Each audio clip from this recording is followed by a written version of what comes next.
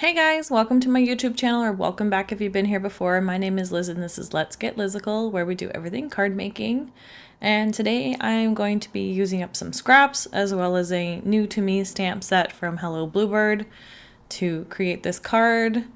I think this is the Harvest Festival paper pack from Bee Stamps, which is a few years old, I believe, at this point. I don't think it's available anymore. But, you know, go through your stash and see what you guys have. I had a little bit of this pattern with the leaves on it, and then I had a similar background. It's kind of like a burlap texture to it in a few pieces. So I thought I would kind of like use the leaf pattern and like sandwich it with those two other pieces. And I just cut them to, I think, 4¼ by 1¾ in the width, and then the length of it is the 4¼ just because I didn't want to have to line it up perfectly. So I will be trimming this down to, I think, 4 by 5¼ or I might trim it down a little bit more. I'll have to rewatch the video here while we go. But I'm just using the back of the burlap paper because there's like this reddish orange color strip, and I thought it would help separate these panels a little bit more. They kind of blend into one another. They're not perfect. One of them is slightly thicker than the other one. I was just trying my best to cut, thin strips on my guillotine trimmer there, but it doesn't really matter. I'm gonna cover up a good portion of this with the image anyway, and it still gives that separation, and like unless you're studying it, you're probably not going to notice. And then I decided that I was going to put it on a like burgundy card base. This is Michael's 65-pound Recollections cardstock. This is part of like a red mix pack. I don't have a problem making card bases, as I've mentioned before, out of the 65-pound cardstock, because I am going to put a panel on the front of the card, and I'm also going to put one on the inside just to write the message. So it does add some, strength and stability to the cards. So if I wanted any kind of colored card base, I don't have a problem using this cardstock. Some people disagree and would like to use something heavier, which is fine, but this works for me, so that's what I'm doing. This is also the Michael's 65-pound white cardstock. It's not like a bright white or anything, but I usually use it for the sleeves I put in my stamps and dies into, and because it's just cheap cardstock that I can throw in there as a backer. But I also use it for the inside of my cards when needed. And then I'm going to be using this Hello Bluebird set. I forget what it's called. Okay, so I just got up and checked. It's called Peekaboo. So if you have the set, by all means use it. If you have something similar, go for it. Again, Hello Bluebird doesn't sell these types of sets anymore unless they're already in stock. I'll check. Some of their sets they do still have a few left in stock, but they're moving to a monthly kit structure, so they're only going to be selling the kits, and once they're gone, they're gone. I think their last kits, like the Halloween ones, they actually ended up reordering a few of them, but it was based on pre-orders because it was so popular, and I'm assuming they would do the same. It's still going to be just the kits and then maybe a few extra items, but they're not going to be coming out with like monthly releases of individual stamp sets that you can buy anymore, which is unfortunate because their images are pretty cute. Their sets are a little pricey, but like they're worth it because it's definitely less than if you had bought everything individually. So you are saving money. It's just a lot of money up front to purchase those sets. I did kind of want the ghost one, but I also didn't want every stamp set that was associated with that kit. So that's what kind of like sucked about it. Like I didn't want the whole thing. I really only wanted that one stamp set. So there's always pros and cons to things. So if you like, I would say the majority of the set, I would definitely go for it. If you're only interested in one thing, I don't think it's worth it and you should rethink it. But if you really, really, really want that one item and know someone else who wants the rest of it, you could always like share costs and whatnot. And then that would be like just a good way for the both of you to save money. Just the thought.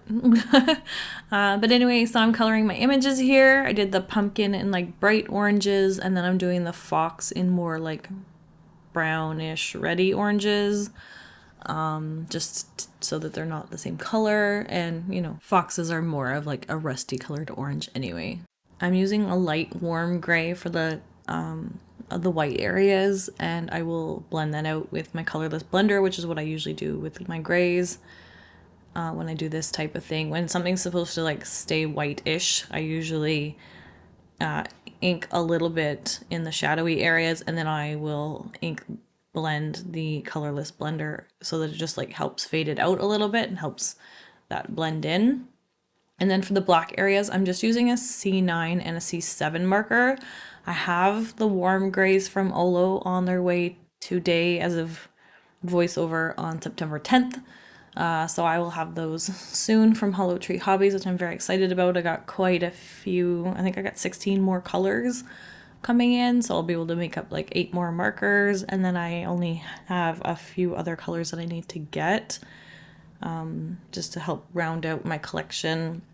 And then as my Bianno markers from Amazon die out, I will slowly replace those also with the Olos. But I don't want to, you know, completely switch over until those markers are gone, just because I don't want to have to waste them.